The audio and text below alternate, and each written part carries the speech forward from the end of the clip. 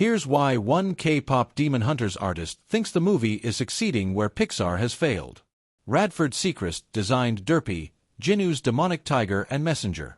K-pop Demon Hunters is officially the most streamed English movie in Netflix's catalog. It is one of the most surprising success stories of the year. A completely original animated musical has captured the hearts and minds of audiences, all while Sony and Netflix were woefully unprepared for it to blow up the way it has. It debunks conjecture that people aren't interested in original animated features, and now that it has, we can examine why projects by Pixar, once the top dog in animation, haven't hit the same way they used to. Elio, Pixar's sci-fi pseudo-isekai film about an orphaned boy looking for family among aliens, had the company's worst-ever box office debut back in June, and as Pixar's original movies continue to flounder and fail to gain an audience, while a sequel like Inside Out 2 can be one of the highest-grossing animated films of all time, the narrative increasingly becomes, people don't want original stories or ones too specific to a certain lived experience. Well, K-pop Demon Hunters is a brand new story based in Korean mythology and is topping the charts for both movies and music, so that's obviously not true. What's the difference? Well, one K-pop Demon Hunters artist has a theory. Radford Sechrist is a story artist on K-pop Demon Hunters, as well as the husband of director Maggie Kong. Sometimes he posts about art and animation on TikTok, and he had some insight as to why K-pop Demon Hunters has been so successful while movies like Elio and even The Bad Guys 2, which had a pretty significant drop in box office after its opening weekend, are struggling. Sechrist says that even though a lot of animated movies are marketed as all ages, only so many of them are truly aiming for adults as well as kids.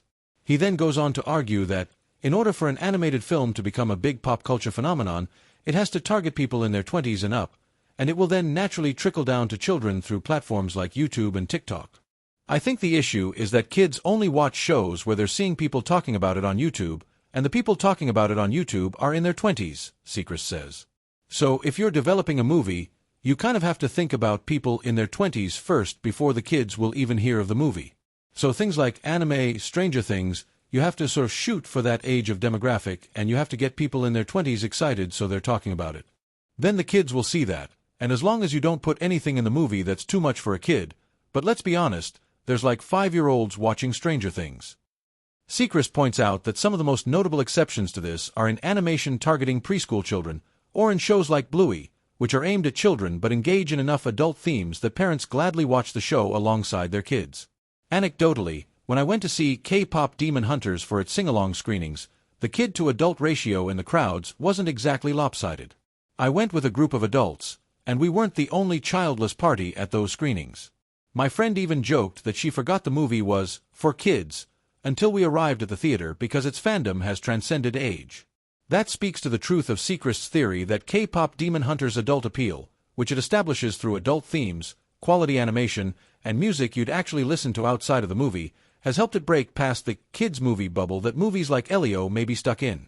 He says that he would encourage Pixar, Disney, DreamWorks, and anyone else working on an animated property to consider if something is reaching the 20s and up demographic, or if they want it to be so specific in its younger audience that it never escapes those trappings.